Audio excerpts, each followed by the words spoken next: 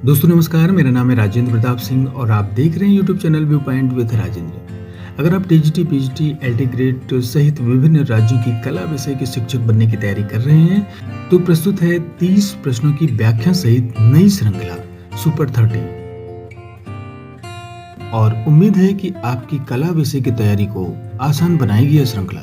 अगर आप चैनल पर नए हैं तो चैनल को सब्सक्राइब जरूर कर लीजिएगा ताकि आपको कला विषय से संबंधित नए वीडियो लगातार मिलते रहें। तो फिर चलिए प्रश्नों को शुरू करते हैं। सर्वप्रथम किस स्थान से पाषाणकालीन औजार मिले? तो इसका उत्तर है ऑप्शन सी, पल्लावरम। प्रसिद्ध विद्वान ब्रूसफुट ने 1863 ईस्वी में पहली बार मद्रास के लिए पल्लावरम में पाषाण युग के अवशेषों को खोजा, जिसमें उस युग के औजार प्राप्त हुए। अमरावती की मूर्तियों पर किसका प्रभाव दिखाई देता है? तो इसका उत्तर है ऑप्शन डी, रोमन प्रभाव। अमरावती की मूर्तियों में बुद्ध को प्रतीकों तथा मूर्तियों दोनों प्रकार से व्यक्त किया गया है। इन मूर्तियों पर रोमन प्रभाव झलकता है। निम्नलिखित में से कौन सा स्तूप संरचना का भाग नहीं है? तो इसका उत्तर है ऑप्शन सी, खिड़की। स्तूप संरचना का भाग हर्मिका, अंडभाग तथा वेदिका है, जबकि खिड़की स्तूप संरचना का भाग नहीं है। स्तूप के चारों ओर परिधि पथ पर एक रेलिंग होता है जिसे वेदिका कहते हैं। हर्मिका स्तूप के शीर्ष पर स्थित होता है। यह एक चौकोर संरचना होती है। इसके नीचे अंडभाग होता है जो छतरी नुमा संरचना होती है, जिसे उल्टा कटोरा भी कहते हैं। सांची स्तूप पर किस लिपि में संदेश खुदा हुआ है? तो इसका उत्तर है ऑप्शन ए, ब्राह्मी लिपि में। वर्ष 1912 में प्रोफेसर ल्यूडर्स ने अपने ग्रंथ लिटिल ऑफ ब्राह्मी इंस्क्रिप्शंस में अशोक स्तंभ के अभिलेख को छोड़कर सांची स्मारकों के अन्य सभी ब्राह्मी अभिलेखों को सूचीबद्ध किया। निम्नलिखित में से बौद्ध धर्म का सबसे प्राचीन स्तूप कौन सा है? तो इसका उत्तर है ऑप्शन ए, सांची। बौद्ध धर्म का सबसे प्राचीन स्तूप सांची है, जिसका निर्माण अशोक काल में हुआ। हालांकि सारनाथ स्तूप का निर्माण भी अशोक के काल के प्रारंभ में हुआ था, परंतु इसका पूर्ण विकास गुप्त काल में हुआ था। जेतवन का दान मूर्त शिल्प बना है? तो ये बना है ऑप्शन सी, भरूच में। जेतवन का दान मूर्त शिल्प भरूच में बना है, जिसमें बुद्ध के भक्त अनाथ पिंडक के द्वारा दिए गए दान को मूर्त शिल्प के माध्यम से दर्शाया गया है। अगला प्रश्न है कि किस स्तूप के तोरण द्वार विश्व प्रसिद्ध हैं?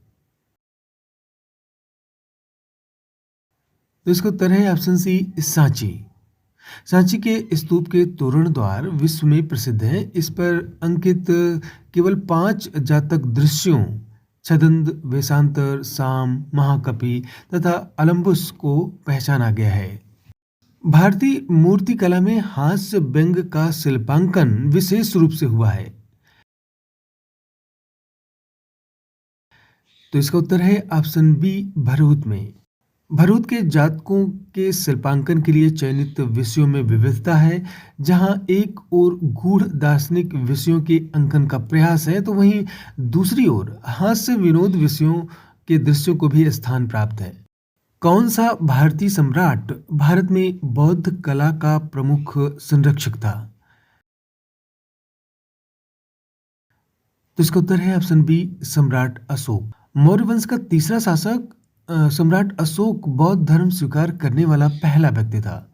वह बौद्ध कला का पहला प्रमुख संरक्षक था। कलिंग विजय के उपरांत भीषण रक्तपात को देखकर उसका मन विचलित हो गया था और नाटकीय ढंग से उसने बौद्ध धर्म को स्वीकार कर लिया था।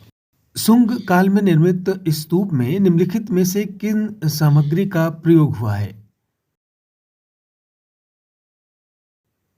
तो इसका उत्तर है ऑप्शन डी, इष्टिका एवं पाषाण।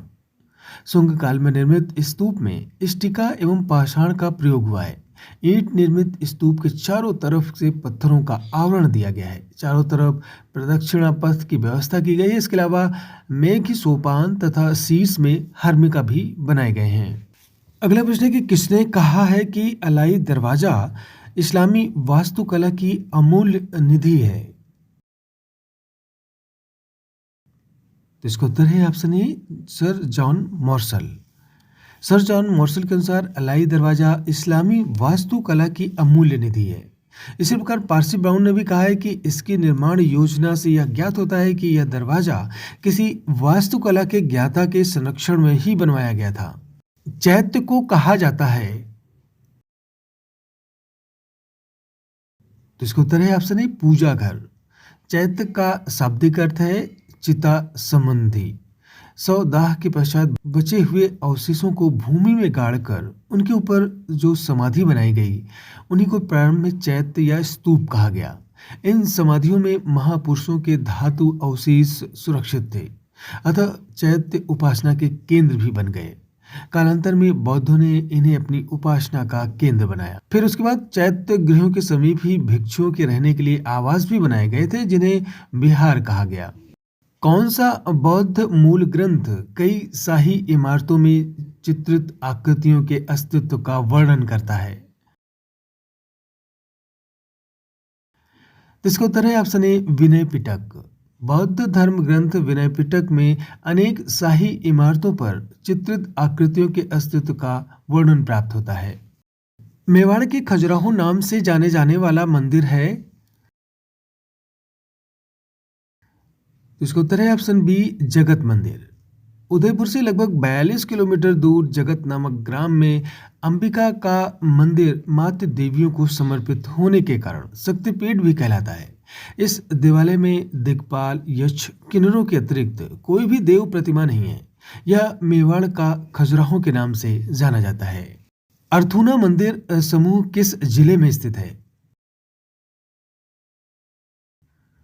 तो यह है ऑप्शन ए, बांसवाड़ा जिला। अर्थूना मंदिर समूह राजस्थान के बांसवाड़ा जिला में स्थित है। यहाँ 11वीं एवं 12वीं शताब्दी के लगभग हिंदू और जैन धर्म के विशाल अवशेष विद्यमान मिलते हैं, जिनमें तक्षणा कला के अत्यंत सुंदर नमूने अब भी सुरक्षित हैं। इन मंदिरों में सबसे सर्वाधिक जो प्राचीन मंदिर है वो है मंडलेश्वर का शिवालय मंदिर। अर्थुना की खुदाई में एक प्रकाश दीप स्तंभ भी प्राप्त हुआ है। अर्थुना की मूर्तियों को 5 श्रेणियों में भी विभाजित किया जा सकता है, जैसे कि शैव, वैष्णव, जैन से संबंधित दिक्पालों की मूर्तियां और अप्सराओं की मूर्तियां। 1444 स्तंभों वाला प्रसिद्ध ऐतिहासिक मंदिर कौन सा है? तो इसका उत्तर है ऑप्शन बी, रणकपुर।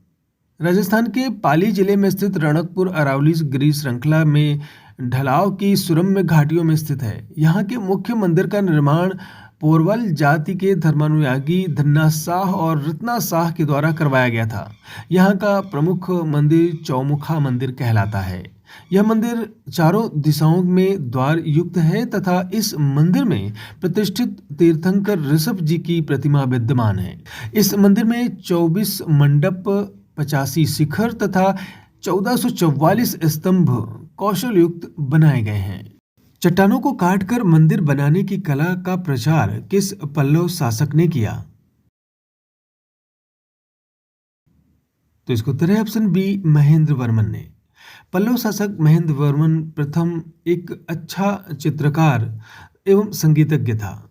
प्रारंभ में यह जैन धर्म का अनुयायी था, किंतु बाद में शैव मतानुयायी हो गया और इसने मत्त विलास प्रहसन नामक हास्य ग्रंथ की रचना भी की थी, जिसमें बौद्धों का मजाक उड़ाया गया था।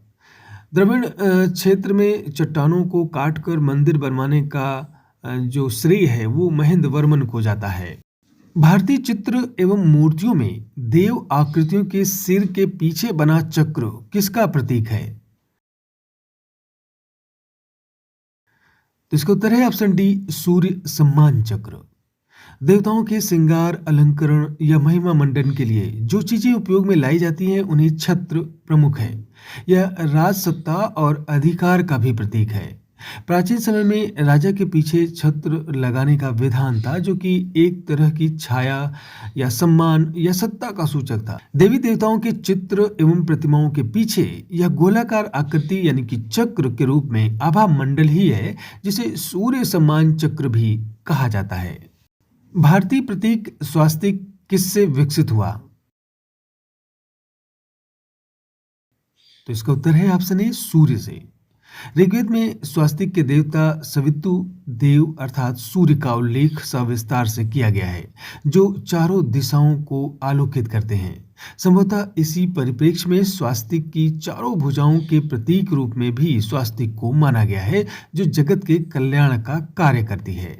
प्रसिद्ध लौह स्तंभ कहाँ पर स्थित है? तो इसका उत्तर है ऑप्शन डी, नई दिल्ली में।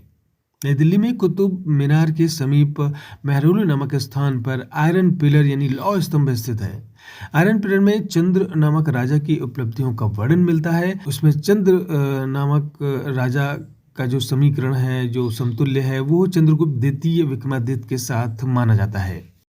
मूर्तियों पर ओबदार पालिश किस काल की विशेषता थी? तो इसका उत्तर है ऑप्शन डी, मौर्य काल। मूर्तियों पर ओबदार पालिश मौर्य काल की विशेषता थी। मौर्यकालीन ओबदार पालिश के संदर्भ में वासुदेव शरण अग्रवाल ने अपनी पुस्तक भारतीय कला में पालिश की परंपरा में अनेक उदाहरण दिए हैं। इसमें महाभारत से लगभग 1 दर्जन ऐसे उदाहरण हैं जिसमें चमकदार पालिश का उल्लेख मिलता है। अशोककालीन शिलालेखों को पढ़ने में प्रथम सफलता किसने प्राप्त की?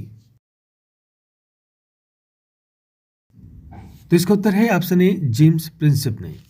सर्वप्रथम 1837 ईस्वी में जेम्स प्रिंसेप ने अशोक के दिल्ली टोपरा अभिलेख को पढ़ने में सफलता पाई थी। सारनाथ के स्तंभ के परगहे की चौकी पर 4 पशु आकृतियां उत्कीर्ण हैं। तो इसका उत्तर है ऑप्शन ए, वृषभ, अश्व, सिंह, हस्ती। पूर्व दिशा में हस्ती है, पश्चिम दिशा में वृषभ, उत्तर दिशा में सिंह और दक्षिण दिशा में अश्व। सारनाथ के स्तंभ को राष्ट्रीय चिन्ह का गौरव भी प्राप्त है। सुल्तानगंज से प्राप्त गुप्तकालीन बुद्ध की ताम्र प्रतिमा की मुद्रा है। तो इसका उत्तर है ऑप्शन बी, अभय मुद्रा।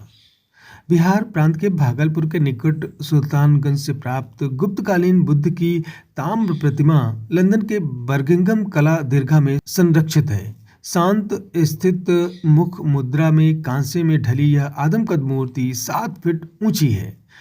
बाएं हाथ में संधारी और दायां हाथ अभय मुद्रा में है। अगला प्रश्न है, चामर धारणी यानी यक्षिणी की मूर्ति प्राप्त हुई है। तो यह है ऑप्शन सी, दीदारगंज पटना में। वर्ष 1917 में पटना के दीदारगंज से प्राप्त मौर्यकालीन प्रस्तर प्रतिमा दीदारगंज यक्षिणी कला इतिहास में एक विशिष्ट स्थान रखती है। अशोक स्तंभ पर कौन सा फूल अंकित है? तो इसका उत्तर है ऑप्शन सी, कमल का फूल।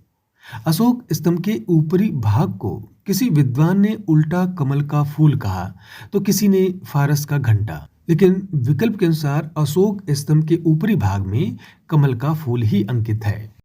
राजस्थान के किस नगर का नाम भित्ति चित्रण से जुड़ा है?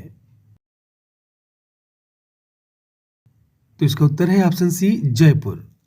जयपुर भित्ति चित्रण से जुड़ा है। यहाँ महलों और हवेलियों के निर्माण के साथ भित्ति चित्रण जयपुर की विशेषता बन गई। सवाई जय सिंह के सुपुत्र ईश्वरी सिंह के समय साहिब राम नामक प्रतिभाशाली चितेरा था, जिसने आदमकद चित्र बनाकर चित्रकला में एक नई परंपरा डाली। वह कौन सा स्थान है जो कांच पर चित्रकारी के लिए प्रसिद्ध है? तो इसका उत्तर है ऑप्शन सी, तंजौर।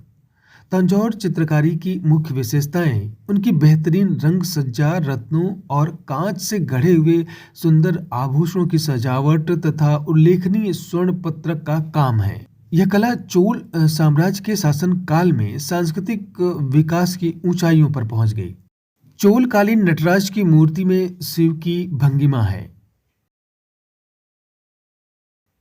इसका उत्तर है ऑप्शन डी, अतिभंग। चोलकालीन नटराज की मूर्ति में शिव की भंगिमा अतिभंग मुद्रा में है।